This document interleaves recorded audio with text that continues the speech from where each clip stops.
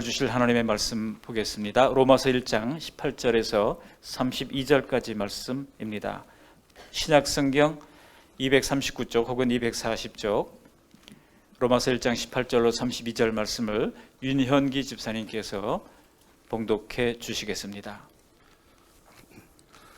하나님의 진노가 불의로 진리를 막는 사람들의 모든 경화하지 않음과 불의에 대하여 하늘로부터 나타나나니 이는 하나님을 알만한 것이 그들 속에 보임이라.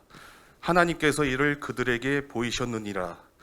창세로부터 그의 보이지 아니하는 것들 곧 그의 영원하신 능력과 신성이 그가 만드신 만물에 분명히 보여 알려졌나니 그러므로 그들이 핑계하지 못할지니라. 하나님을 알되 하나님을 영화롭게도 아니하며 감사하지도 아니하고 오히려 그 생각이 허망하여지며 미련한 마음이 어두워졌나니 스스로 지혜 있다 하나 어리석게 되어 썩어지지 아니하는 하나님의 영광을 썩어질 사람과 새와 짐승과 기어다니는 동물 모양의 우상으로 바꾸었느니라. 그러므로 하나님께서 그들을 마음의 정욕대로 더러움에 내버려 두사 그들의 몸을 서로 욕되게 하게 하셨으니 이는 그들이 하나님의 진리를 거짓 것으로 바꾸어 피조물을 조물줄보다 더 경배하고 섬김이라. 주는 곧 영원히 찬송할 이시로다. 아멘. 이 때문에 하나님께서 그들을 부끄러운 욕심에 내버려 두셨으니 곧 그들의 여자들도 순리대로 쓸 것을 바꾸어 영리로 쓰며 그와 같이 남자들도 순리대로 여자 쓰기를 버리고 서로 향하여 음욕이 부릴 듯하매 남자가 남자와 더불어 부끄러운 일을 행하여 그들의 그릇 때문에 상당한 보응을 그들 자신이 받았느니라. 또한 그들이 마음에 하나님 두기를 싫어하며 하나님께서 그들을 그 상실한 마음대로 내버려 두사 합당하지 못한 일을 하게 하셨으니 곧 모든 불의, 추악, 탐욕, 악의가 가득한 자요 시기, 살인, 분쟁, 사기, 악독이 가득한 자요 수군수군하는 자요 비방하는 자요 하나님께서 미워하시는 자요 능욕하는 자요 교만한 자요 자랑하는 자요 악을 도모하는 자요 부모를 거역하는 자요 우매한 자요 배약하는 자요 무정한 자요 무자비한 자라. 그들이 이 같은 일을 행하는 자는 사형에 해당한다고 하나님께서 정하심을 알고도 자기들만 행할 뿐 아니라 또한 그런 일을 행하는 자들을 옳다 하느니라. 아멘. 아멘. 또박또박 읽어주셔서 감사합니다. 옆 사람 한번 인사하실까요? 당신을 보니 참 좋습니다. 시작. 당신을 보니 참 좋습니다. 안 좋으셔요? 감사합니다. 우리가 성경 중에 성경이라고 불리는 로마서의 말씀을 계속 대하게 되니 참 좋습니다.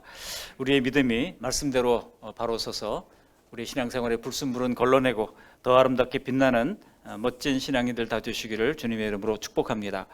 오늘 바울 사도가 로마 교회에 전하고자 하는 것은 예수 그리스도의 복음이라 그랬죠. 지난주에 말씀드렸던 것처럼 지난주에 이 복음은 믿는 자들에게 구원을 주시는 하나님의 뭐라고요? 능력이 됨이라 그랬잖아요. 하나님의 능력이라고 말씀드렸습니다. 복음이신 주 예수 그리스도가 아니라면 죄인을 구원할 다른 방도가 우리 하나님도 없었을 거예요.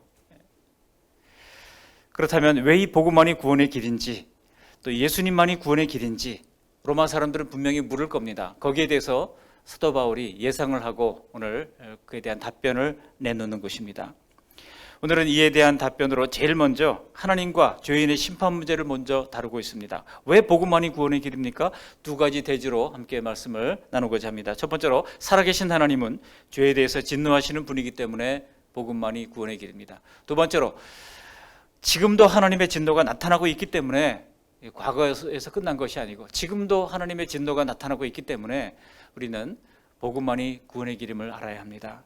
첫 번째로 하나님은 살아계시고 죄에 대해서 진노하시기 때문입니다. 그렇기 때문에 우리는 이 복음을 믿어야 한다는 것입니다. 이 18절 말씀 보시면요, 원래 원어 성경에 가르라고 하는 왜냐하면이라고 하는 말이 붙어 있어요. 18절 말씀 앞에다가 왜냐하면을 붙여서 우리 함께 읽어보도록 하겠습니다. 시작. 왜냐하면 하나님의 진노가 불의로 진리를 막는 사람들의 모든 경건하지 않음과 불의에 대하여 하늘로부터 나타나나니. 왜냐하면 그러면 앞에 것을 봤는데 그 앞에 보시면 복음이 능력 있는 복음이라고 하는 겁니다. 복음이 능력 있는 복음인데 왜냐하면 하나님의 진노가 나타나기 때문에 그렇다는 거예요. 이게 이해가 잘 되십니까? 하나님의 진노가 나타난다는 거예요. 하나님의 아들이신 예수님께서 내 죄를 속죄하기 위해서 돌아가셨다고 하는 얼른 납득하기 힘든, 남들이 부끄럽게 생각하는, 헬라의 사람들은 부끄럽게 생각했다고 하잖아요.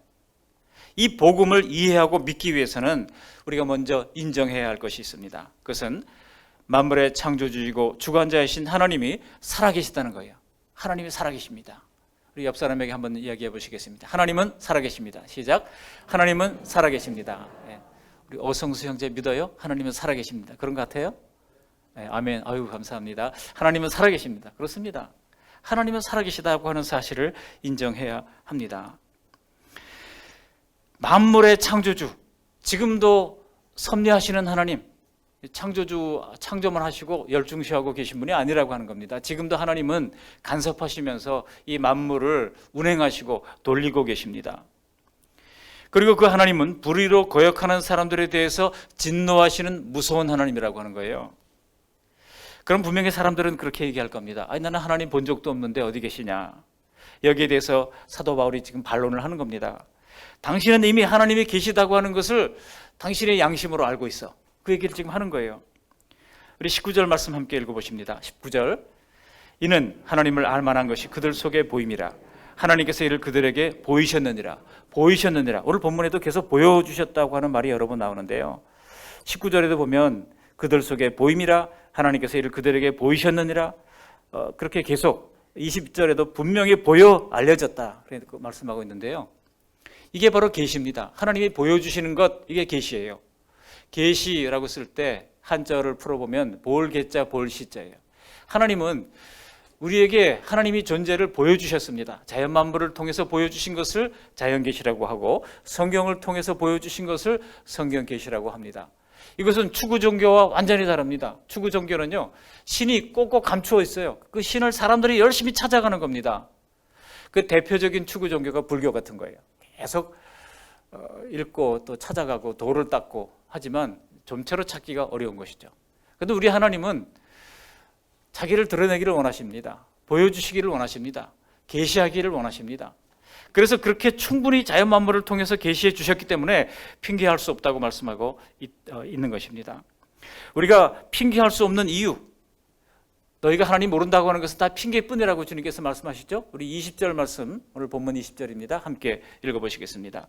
창세로부터 그의 보이지 아니하는 것들 곧 그의 영원한 능력과 신성이 그가 만드신 만물에 분명히 보여 알려졌나니 그러므로 그들이 핑계하지 못할지니라. No excuse, 핑계하지 못할지니라 말씀하고 있는 겁니다. 핑계할 수 없는 증거들이 뭘까요? 두 가지가 있는데요. 핑계하지 못할 증거들은 바로 자연 법칙이 있다는 사실이고요. 또 하나는 종교가 존재한다는 사실입니다. 첫 번째로 자연 법칙이 있다는 것이죠. 세상을 잘 보시면 여러분 이 세상이 저절로 생겨난 것 같습니까? 지금 과학에서는 두 가지 가설을 가지고 얘기하고 있잖아요.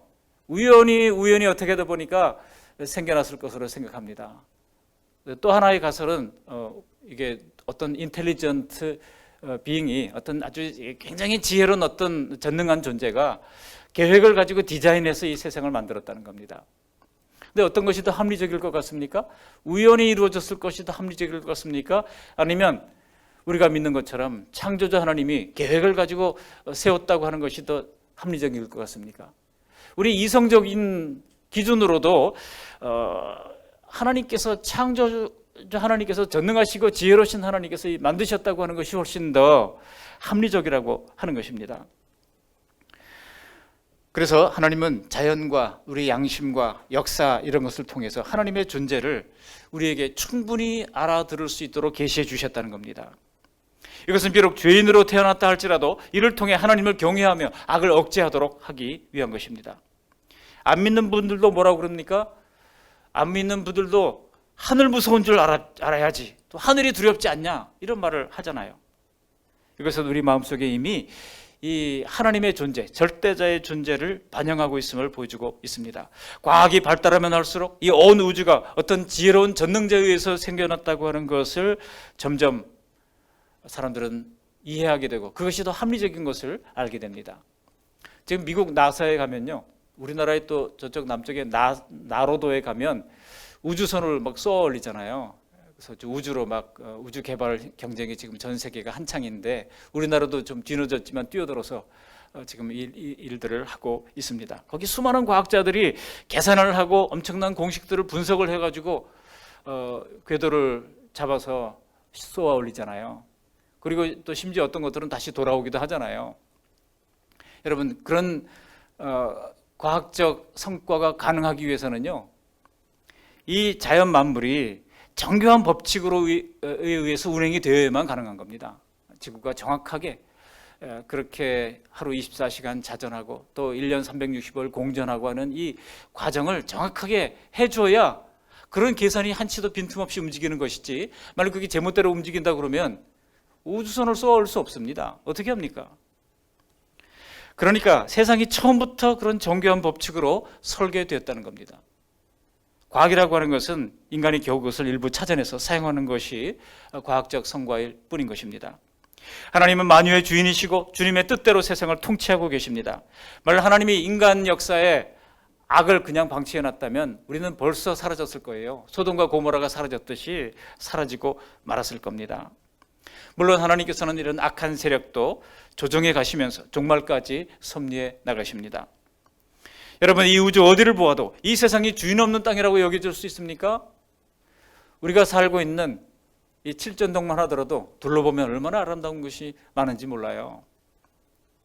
산간 외딴 곳에 집을 찾아다니는 그런 이제 오지 탐험 프로그램 같은 것들이 있더라고요.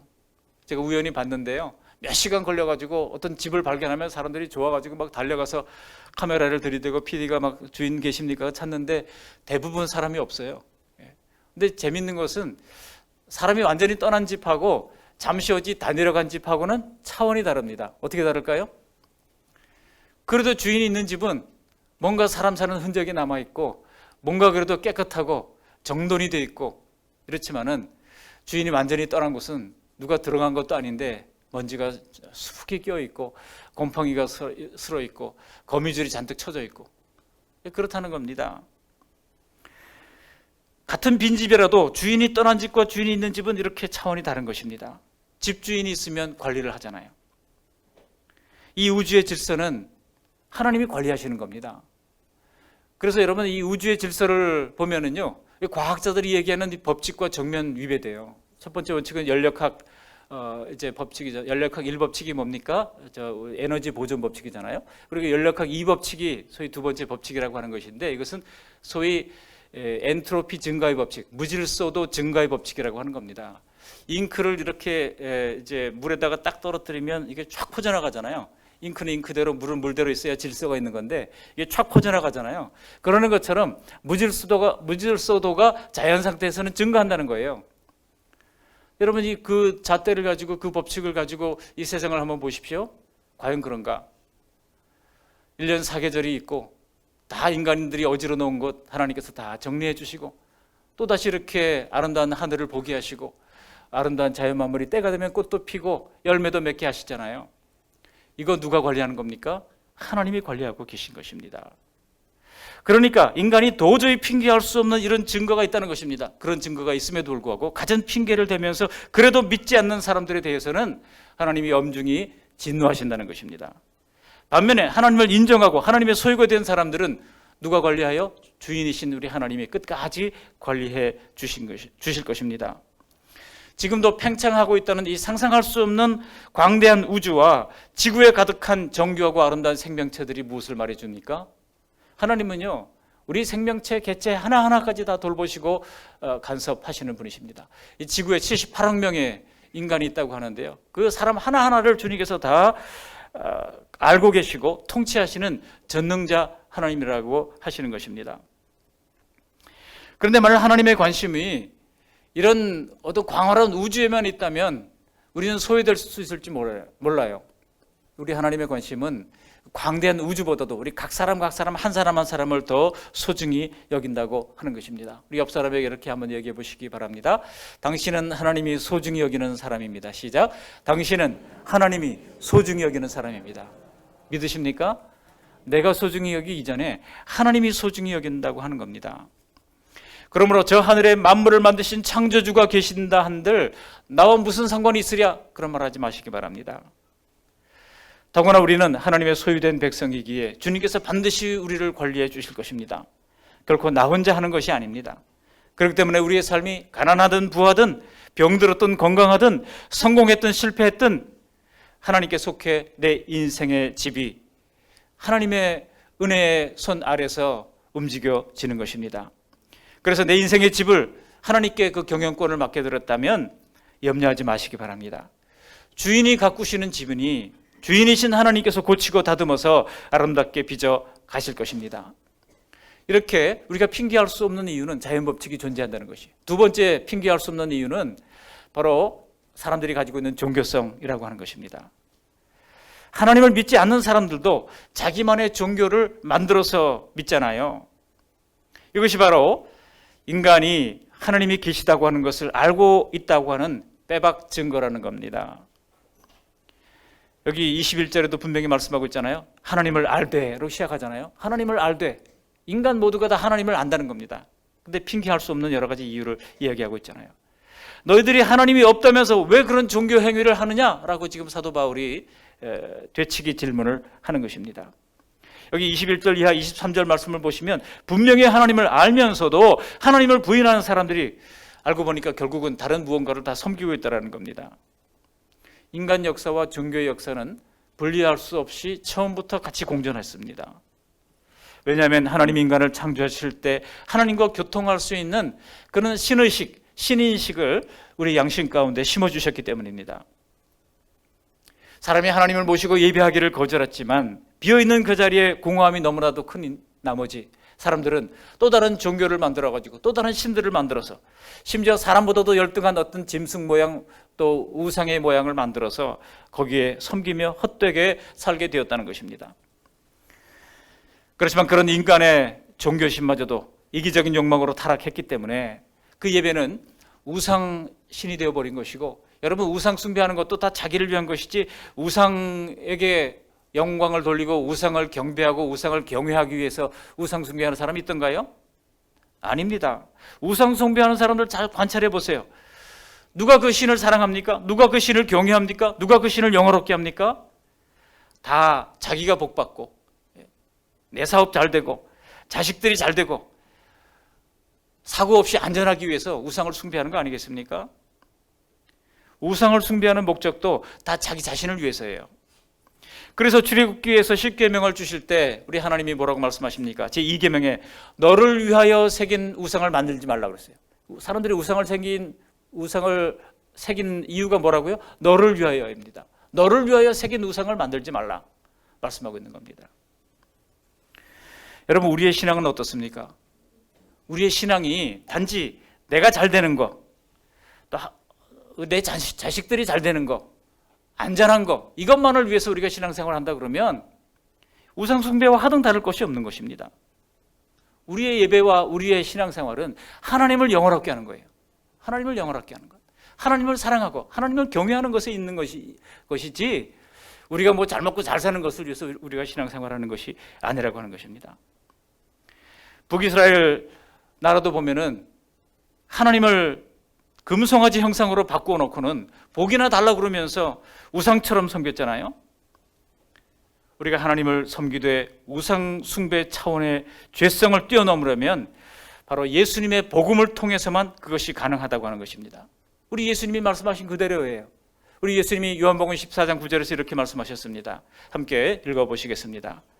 예수께서 이르시되 빌립아 내가 이렇게 오래 너희와 함께 있으되 내가 나를 알지 못하느냐? 나를 본 자는 아버지를 보았거늘 어찌하여 아버지를 보이라 하느냐. 예수님의 고별 설교에서 빌립에게 하신 얘기인데요. 빌립이 불안한 겁니다. 예수님이 자꾸 어딘가 간다고 그러니까 아버지를 좀 보여주십시오라고 얘기했어요. 그럴 때 예수님이 나를 본 자는 아버지를 보았거늘 이라고 말씀한 겁니다. 예수님을 통해서만 우상으로가 아닌 전능하신 하나님을, 전능하신 창조자 하나님을 온전히 영원하게 섬길 수 있다는 것입니다. 우리의 예배 목적은 하나님의 영광, 하나님을 영원하게 하는 것, 하나님을 사랑하는 것에 있는 것입니다. 지금 우리 현대교회 안에 잘못된 신학 사상이 들어오는 것 중에 하나가 뭐냐면, 우리가 하나님을 예배하고 하나님을 예배를 우리가 서비스라고 하잖아요. 우리가 하나님을 서비스, 하나님께 섬기는 것인데, 요즘 어떤 신학은요, 하나님이 우리를 섬긴다고 강력하게 주장을 하는 책들이 많이 쏟아져 나오고 있어요. 하나님이 우리를 섬기는 것이고 우리는 대접을 받는 것이고. 근데 여러분, 그렇게 주장하는 교회에 다니는 성도들의 표정을 보십시오. 그들의 표정에 감사한 게 하나도 없어요. 왠지 불만이 가득한 눈으로 그렇게 예배에 참여하고 있습니다. 하나님이 알아서 나를 잘되게 해주지 않는 것에 대하여 너무 예민한 나머지 잔뜩 화가 나 있는 신자들로 가득한 것입니다. 그러나 21절 말씀대로 하나님을 알되 하나님을 영화롭게도 아니하며 감사하지도 아니하는 이들, 하나님을 우상으로 대체하는 이들에게 하나님이 뭐라고 말씀합니까? 진노하신다고 말씀하고 있는 겁니다. 그래서 오늘 본문의 제목이 뭐예요? 하나님의 진노입니다. 우리가 이 하나님의 진노에 대한, 이게 참 껄끄러운 말이지만 하나님의 진노에 대해서 직면하지 않는다면 우리의 신앙은요, 한 걸음도 전진하지 못합니다. 왜 복음만이 구원의 길입니까? 살아계신 하나님은 죄에 대하여 진노하시는 하나님이기 때문입니다. 복음의 우산이 아니라면 아무도 살아남을 사람은 없습니다. 두 번째로 왜 복음만이 구원의 길입니까? 하나님의 진노가 지금도 나타나고 있기 때문입니다. 이 하나님의 진노는 과거 예수님 때 끝난 게 아니에요. 과거 에덴 동산에서 끝난 게 아닙니다. 지금도 이미 나타나고 있기 때문에 우리가 복음을 믿어야 한다는 것입니다. 이런 하나님의 진노에 대해서 가장 심각하게 말씀하시는 분은 다름 아닌 우리가 믿는 예수님입니다. 정말인가요? 그렇습니다. 어디에 있습니까? 마태복음 10장 28절 말씀 함께 읽어보시겠습니다. 마태복음 10장 28절 함께 읽습니다. 시작. 몸은 죽여도 영혼은 능히 죽이지 못하는 자들을 두려워하지 말고 오직 몸과 영혼을 능히 지옥에 멸하실 수 있는 이를 두려워하라. 그분이 누굽니까? 하나님입니다. 하나님을 두려워할 분으로 알라고 하는 것입니다. 누가복음 12장 5절에서는 또 이렇게 말씀하셨어요. 함께 읽어보십니다. 마땅히 두려워할 자를 내가 너에게 보이리니 곧 죽인 후에 또한 지옥에 던져넣는 권세 있는 그를 두려워하라. 내가 참으로 너에게 이르노니 그를 두려워하라. 여러분, 예수님의 말씀과 동일한 말씀이 오늘 본문에도 있습니다. 오늘 본문 18절에서는 하나님을 거역한 죄인들에게 진노가 나타나는데, 그 진노가 나타난다라고 하는 말이 헬라어 성경에 보면은 문법적 시제가 현재형으로 되어 있어요. 이 헬라어와 구약 성경의 언어인 히브리어는요, 시제에서 미래형이 없습니다. 참 우리나라 말에는 미래형이 있잖아요. 근데 이 언어에는 미래형이 없습니다. 그 미래형을 어떻게 표시를 하느냐? 현재형으로 표시하는 거예요. 현재형으로 표시해 놓으면 그때부터 지금까지 계속 쭉, 앞으로도 미래도 계속 쭉 이루어지는 것이 바로 현재형이에요. 하나님의 진노가 나타나는데 아담 때만 그랬던 것이 아니고 지금까지 계속 쭉 하나님의 진노가 임한다는 겁니다. 그렇기 때문에 복음만이 구원의 길이 될 수밖에 없다고 하는 것입니다. 하나님의 진노가 이미 불경스럽고 불의한 자들에 대해서 계속 나타나고 있다는 얘기입니다. 하나님의 심판에 대해서 사람들은 강력하게 거부하잖아요. 아니, 사랑한다면서 어찌 심판할 수 있냐라고 사람들이 주장합니다. 하나님은 사랑의 하나님이라면서 어떻게 진노하시느냐라는 겁니다. 그런데 여러분, 하나님의 공의가 없다면 하나님의 사랑은 진짜 사랑이 아닙니다. 하나님이 심판하시는 그 진노가 있기 때문에 하나님의 사랑이 진한 사랑이 되는 것이고 진짜 사랑이 되는 것입니다. 가짜 사랑이 아니에요. 감성적인 사랑이 아닙니다. 우리를 죄에서부터 구원하기 위해서 우리 하나님께서는 도성인신하셔서 인간의 몸을 입고 이 땅에 오셔서 자신이 우리가 받아야 할 죄를 대신 지고 십자가에 달려 형벌을 당하신 것입니다. 그 주님의 그 하신 일에 대한 믿음을 가지고 그 주님의 복음이라고 하는 우산을 쓰지 않는다면 우리는 모두 다 하나님의 진노의 대상에 떨어질 것이 뻔한 것입니다. 지금 이런 하나님에 대해서 불만을 품은 사람들이요, 반기련이라고 하는 단체를 만들어가지고, 반기독교 연맹 이런 걸 만들어가지고 시내버스에다가 광고를 실어가지고 막 붙이고 다니는데, 그 구절이 어떤 것이었는지 아십니까? 이렇게 붙여놨어요. 나는 자신이 창조한 창조물을 심판한다는 신을 상상할 수 없다. 이러면서 지금 반기독교 운동을 벌이는 그런 사람들이 있습니다.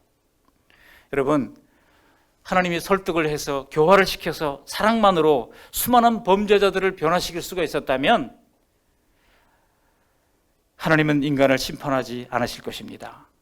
그러나 하나님은 세상을 공의와 인과응보의 법칙으로 심판하시는 것입니다. 인과응보의 법칙이 뭡니까? 심은 대로 거두는 거예요. 나쁜 것을 심으면 반드시 그 나쁜 것에 대해서 하나님이 진노하시고 심판하신다는 것입니다. 이게 그 유명한 파종과 추수의 법칙입니다. 때로는 노아의 때나 소돔 때와 같이 불을 내려서 심판하기도 하시고, 물을 내려서 심판하기도 하시고, 전쟁을 통해서도 이스라엘 역사 가운데 보면 하나님은 전쟁을 통해서도 심판하시잖아요. 또 전염병을 통해서도 심판하십니다. 오늘 우리가 당하는 이런 코로나 전염병도 하나님의 진노의 심판이라고 누가 부인할 수 있겠습니까? 그런데 더 두려운 심판이 있습니다. 오늘 본문에 나타난 더 두려운 심판이 있어요. 무엇일까요? 오늘 본문 자세히 보시면은요, 하나님이 버려두시는 심판이 남아있다는 겁니다. 버려두시는 심판, 유기의 심판입니다. 오늘 본문에 보면 이 버려두신다고 하는 말이 3번이나 나옵니다. 어디에 있습니까? 24절, 26절, 28절에 있습니다. 우리 차례로 하나씩 살펴보도록 하겠습니다. 24절 말씀을 함께 읽어보십니다. 그러므로 하나님께서 그들을 마음의 정욕대로 더러움에 내버려 두사 그들의 몸을 서로 욕되게 하셨으니, 하나님의 주권을 거부하고 정욕대로 살겠다고 하는 인간을 내버려 두셨더니 어떻게 됐습니까? 서로 욕되게 했다는 겁니다. 그 결과의 치명성은 인간들이 서로를 욕되게 한다는 거예요. 여러분, 지금 서로를 욕되게 하는 아주 대표적인 모습을 지금 대선 주자들이 서로 이제 헐뜯는 모습을 통해서 우리는 지금 똑똑히 보고 있습니다. 우리는 바울 사도가 하나님이 내버려 두신 인간들의 그 치명적 문제로 가장 먼저 서로를 욕되게 한다고 하는 것을 꼽은 것에 주목해야 합니다. 하나님과의 관계가 끊어지니 결과적으로 어떻게 됐습니까? 사람과의 관계도 끊어지고 마는 것이죠. 본래 사람은 하나님께서 하나님의 형상을 닮은 영광스러운 존재로 창조하셨어요. 서로를 존중하고 서로를 사랑하며 하나님의 아들의 대우를 받도록 창조하셨습니다. 그런데 하나님을 거역하고 나니 인간들이 이제는 서로를 욕되게 하는 그런 지경까지 떨어지게 됐다는 겁니다. 이게 인간사의 가장 큰 폐악이고 가장 큰 고통 아니겠습니까? 내가 하나님처럼 남들에게도 높아지고 싶었는데 결과는 어떻게 됩니까? 서로 욕되게 하다 보니 저 시궁창 밑으로 떨어지게 됐다는 겁니다. 보십시오. 지금 많은 관계들이 깨지고 있지 않습니까? 심지어 가정에서도 사랑과 존중보다는 서로에게 욕을 보이며 상처와 분노 속에 살고 있다고 하는 것은 이게 다 하나님이 내버려 두신 결과예요. 여러분, 배우자에게 잘하십시오. 배우자를 뭐 저 인간 이렇게 얘기하지 마십시오. 어떻게 저 인간이라고 그럽니까? 하나님이 형상을 닮은 그런 분으로 창조하셨는데 세상 사람들은 저 인간 하더라도 우리 그리스도인들은 그렇게 대해서는 안 됩니다. 혹시 부부가 같이 앉아 계신 분 계시면 서로 손을 좀 한번 잡아보세요. 앞뒤에 계신 분들도 멀리 있는 척하지 마시고 한번 손 잡아보세요. 우리 김창수 집사님 왜 이렇게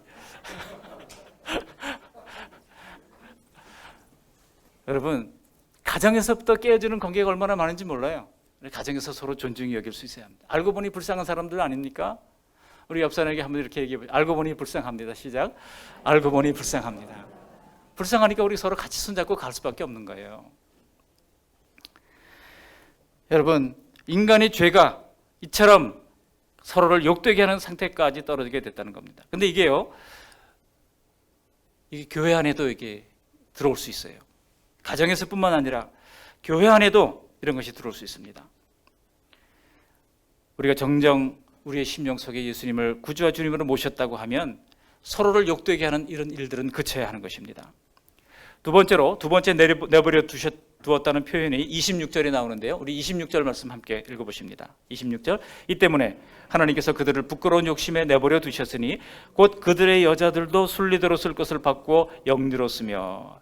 자, 이게 무슨 얘기인가 하니요, 26절 이하의 말씀은 하나님이 내버려 두셨더니 이게 비정상적인 성적 관계를 맺게 되더라는 겁니다. 여러분, 지금 어떻습니까? 지금 공공연하게 동성애가 막 주장하고 있고 또 뭐 LGBT 뭐 비롯해 가지고 더 심한 것들도 지금 막 나가고 있지 않습니까? 그러니까 하나님이 간섭하시는 것을 이제 내버려 뒀더니 어떻게 됩니까? 그때부터 인간이 막 나가기 시작했다는 겁니다. 인간의 죄가 자기 몸에 새겨지는 그런 그 성적인 온갖 종류의 추한 범죄들이 다 일어나게 되더라는 것입니다. 그래서 창조 섭리가 무색하게 되어버리고 말았다는 겁니다. 무신론자 중에요, 리처드 도킨슨이라고 하는 사람이, 리처드 도킨스, 이런 얘기를 했어요. 아무도 신은 없을 것이다. 그러니 이제 걱정하지 말고 인생을 즐겨라. 여러분, 이런 행태에서 어떤 일들이 일어납니까? 반인륜적인 법을 넘어서 가지고 어디까지나 쾌락을 따라 어디까지 질주할지 그 끝을 알 수 없는 상황으로 지금 몰려가고 있지 않습니까? 세 번째로 내버려 두셨다고 하는 표현이 28절에 나옵니다. 우리 28절 말씀 함께 읽어봅니다. 또한 그들이 마음에 하나님 두기를 싫어하며 하나님께서 그들을 그 상실한 마음대로 내버려 두사 합당하지 못한 일을 하게 하셨으니. 자, 내버려 두신 결과 세 가지가 나타나요. 첫 번째, 서로 욕되게 했고, 두 번째, 비정상적인 성적 그 범죄들이 막 나타나게 됐고요. 세 번째로는 이제 합당하지 못한 일을 하게 했다는 겁니다. 달리 말하면 악을 행하며 살다라는 거예요. 그래서 여기 29절부터 31절까지 보면 21가지의 죄악의 목록들이 기록되어 있습니다. 이것이 우리 안에 있는 탁월한 이 죄성과 연결되어 있습니다.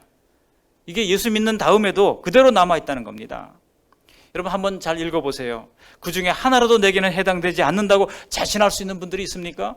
불의, 추악, 탐욕, 악의, 시기, 살인, 분쟁, 사기, 악독, 수군수군하는 것, 비방, 하나님을 미워하는 것, 능욕이라고 하는 건 남을 욕되게 하는 거죠. 그리고 뭡니까? 교만, 자랑, 악을 도모하는 것, 부모를 거역하는 것, 우매, 배약, 무정, 무자비, 이런 것들입니다. 어떻습니까? 물론 이런 것들 중에는 사람마다 더 두드러지게 나타나는 그런 부분들도 있을 겁니다. 그렇지만 그 나머지 나는 이건 아닐 것 같다, 그런 항목들과 조건들이 여러분 있을지는 모르지만 가려진 것일 뿐이지, 어떤 상황에 처하게 되면요, 저 밑에 감추어놨던 이런 모든 죄성들이 다 뿜어져 나오는 겁니다. 옛날에 필리핀에서요, 외국인 관광객들한테 설문조사를 했어요. 필리핀이 관광객들이 많이 오니까 그걸로 먹고 사는 나라잖아요. 그러니까 외국인 관광객들한테 당신이 필리핀을 방문하면서 이거는 좀 해결해 줬으면 좋겠다, 다음에 다시 방문하기를 꺼려지는 거, 그게 뭔가 설문조사를 했더니 1위가 뭔지 아십니까? 바퀴벌레가 좀 없었으면 좋겠다. 이게 이제 사람들이 1위로 꼽았던 거예요. 여러분, 필리핀에 가보면 바퀴벌레가 물방개만 합니다. 이놈이 막 날아다니기도 하고요. 끔찍하죠. 열대 지역에서 이런 게 많죠. 그런데 이래가지고 이제 관광청 사람들이 모여가지고 아이디어를 짰습니다. 어떻게 이거 해결할까? 해결책이 뭔지 아십니까? 그 바퀴벌레 100마리를 잡아오면 $1를 준다고 공고를 냈어요. 100마리를 잡아오면 $1를 준다는 겁니다. 가난한 사람들이 많으니까 이 사람들이 이거 찬스다 하고 눈이 번쩍 해가지고 그때부터 열심히 사람들이 바퀴벌레를 잡기 시작했어요. 불과 한 달 만에 필리핀 모든 호텔과 모든 음식점에서 바퀴벌레가 싹 사라졌어요. 놀라운 일 아닙니까? 그런데요, 이상하게도 사람들이 계속 바퀴벌레를 가져오는 겁니다. 돈 받고 가려고. 어떻게 된 걸까요? 사람들이 바퀴벌레를 키우기 시작했습니다. 공장을 만들어 두고 바퀴벌레를 키우기 시작한 거예요. 그래가지고 이제 계속 출하를 하는 거죠. 갖다 주면 이제 받아오니까 1000마리 갖다 주면 10불을 받게 되는 거고, 10,000마리 갖다 주면 100불을 받게 되는 거예요. 이게 보통 짭짤한 수입이 아니잖아요. 이게 바로 인간의 죄성이라고 하는 겁니다. 여러분, 혹시 이 가운데 남이 잘 되는데 별로 배 안 아프다 하실 분들이 있습니까? 한번 손 들어 보십시오. 남들이 잘 되는데 나는 배 안 아파요, 나는 너그러워서 괜찮습니다 하는 분이 있습니까? 아니잖아요. 목사인 저도요, 솔직히 동료 목사님들이 잘 되는데 별로 그렇게 기분이 썩 안 좋더라고요. 내가 참 이런 존재구나 하는 것을 그때마다 깨닫게 되는 것입니다. 나보다 실력이 없는 사람인데 큰 상을 받는다면 어떻습니까? 내가 잘해서 인정받은 일을 다른 사람이 더 잘해서 내 자리를 빼앗아갈 때 우리는 어떤 느낌이 듭니까?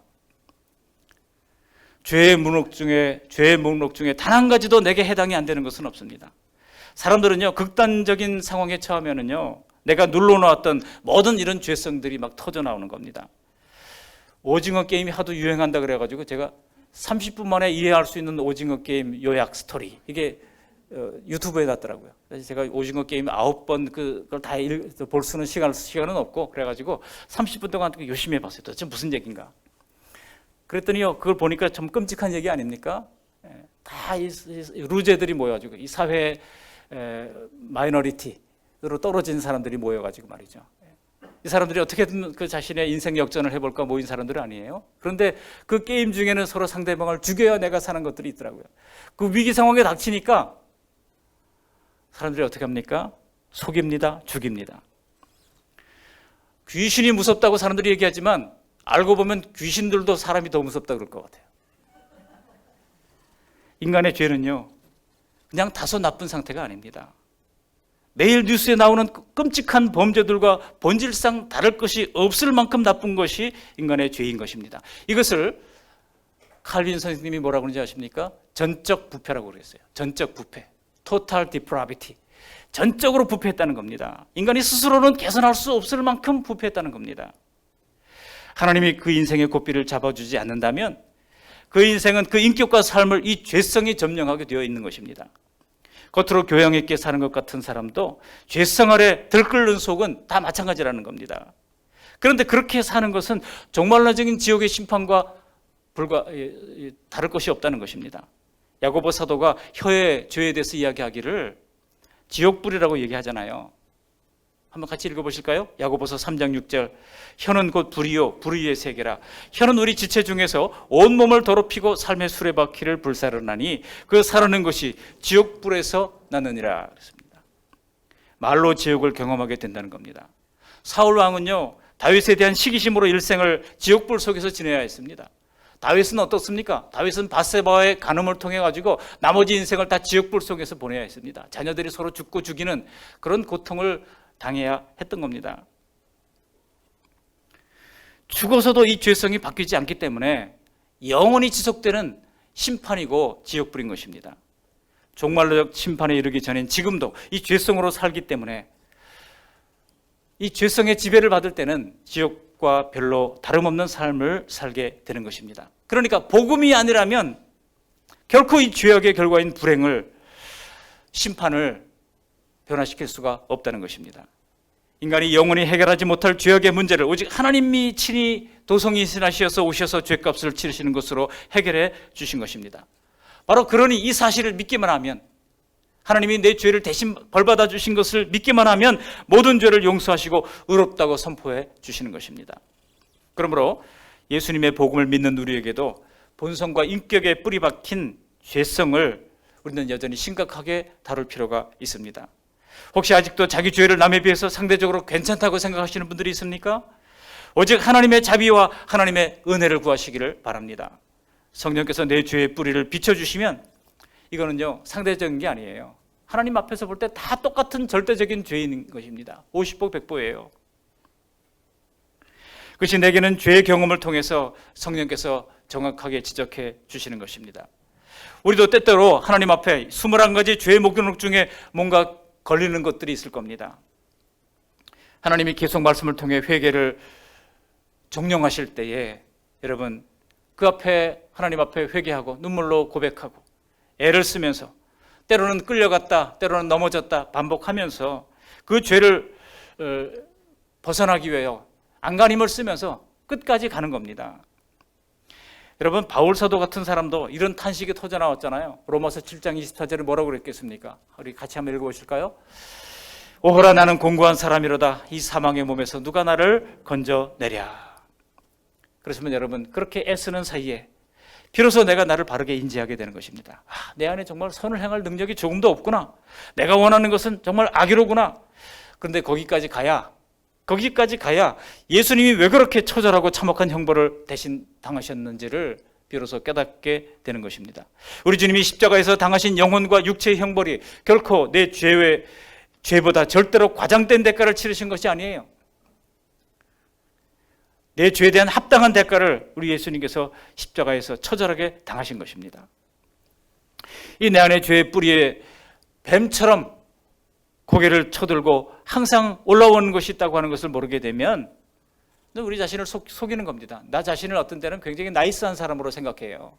남들도 나를 그렇게 볼 것이라고 착각합니다. 그러나 그것은 속고 있는 겁니다. 오히려 이 죄의 본성과 매일 싸우다가 지치고 울고 웃다가 기진맥진하고 결국 그래서 주님의 십자가 밖에는 살 길이 없구나, 이것을 깨닫고 주님 앞에 나올 때 거기에 비로소 희망이 있는 것입니다. 그러니까 성도들은요, 예수님 안에서 의롭게 된 안정과 평안을 누리며 살지만 그 누구보다도 치열하게 내면의 죄와 싸우며 사는 것입니다. 죄로 말미암아 고통의 흔적이 있는 성도가 진실한 주님의 십자가의 흔적을 가지고 있는 성도인 것입니다. 반면에 내가 의롭다고 생각하는 그 순간 주님은 고개를 돌리실 겁니다. 우리 예수님이 말씀하셨잖아요. 내가 죄인을 부르러 왔지 의인을 부르러 온 것이 아니라고 하셨지 않습니까? 성도의 성화는 내면의 죄성이 점점 옅어지거나 없어지는 게 아니라 죄성을 잘 다루는 능력인 것입니다. 그로 말미암아 죄를 밖으로 행하지 않는 그런 경지에까지 이르게 되는 것이죠. 혹시 내가 더욱 성화를 위해 노력해서 남들보다 나아졌다고 해도 내 죄 안의 추악한 모습을 알고 있기 때문에, 그대로 있다고 하는 것을 알기 때문에 자랑거리가 되지 않는 겁니다. 그 괴리가 너무나 커서 절대로 자랑스러울 수가 없죠. 오히려 내가 봉사하고 섬기고 헌신하고 했던 모든 것들이 있다 할지라도 혹시 내가 위선자인 것은 아닌가 늘 주님께 죄송한 마음이 되는 것입니다. 혹시 지난 한 주간에도 어떤 두려움, 어떤 분노, 어떤 근심, 어떤 교만, 이런 죄성의 날선 것들이 시퍼렇게 올라오지 않았습니까? 그러나 우리가 그것을 느끼고 탄식했다면 희망이 있는 것입니다. 그것이 바로 은혜인 것입니다. 더 깊은 죄를 깨닫는 것만이 더 깊은 예수님의 은혜를 깨닫는 지름길이 되는 것입니다. 말씀을 정리합니다. 하나님은 복음이신 예수님을 공개적으로 십자가에 높이 매달으셨습니다. 왜 그럴까요? 왜냐하면 그 십자가를 바라보면서 아무도 하나님의 진노가 없다고 말하지 못하게 하시기 위해서인 것입니다. 내겐 죄가 없다고 말하지 못하도록, 혹은 나는 몰랐다고 핑계대지 않도록 인간의 모든 역사가 있는 한 그렇게 십자가를 높이 높이 걸어두실 것입니다. 그 심판을 하나님이 스스로 당하셨고 구원하실 것이니 오직 십자가의 복음을 믿으라고 지금도 끊임없이 호소하고 있는 것입니다. 그러므로 날마다 숨쉬는 순간마다 그 십자가를 바라볼 때마다 그 하나님 아버지의 눈먼 사랑을 깨닫고 마귀와 죄의 본성으로부터 벗어나서 하나님의 아들이 다스리시는 복된 주님의 품에 안기게 되시는 저와 여러분들이 되시기를 주님의 이름으로 축복합니다. 왜 복음만이 구원의 길입니까? 하나님은 살아계시고 죄에 대해서 진노하시기 때문입니다. 그리고 하나님은 지금도 하나님의 진노가 나타나고 있기 때문입니다.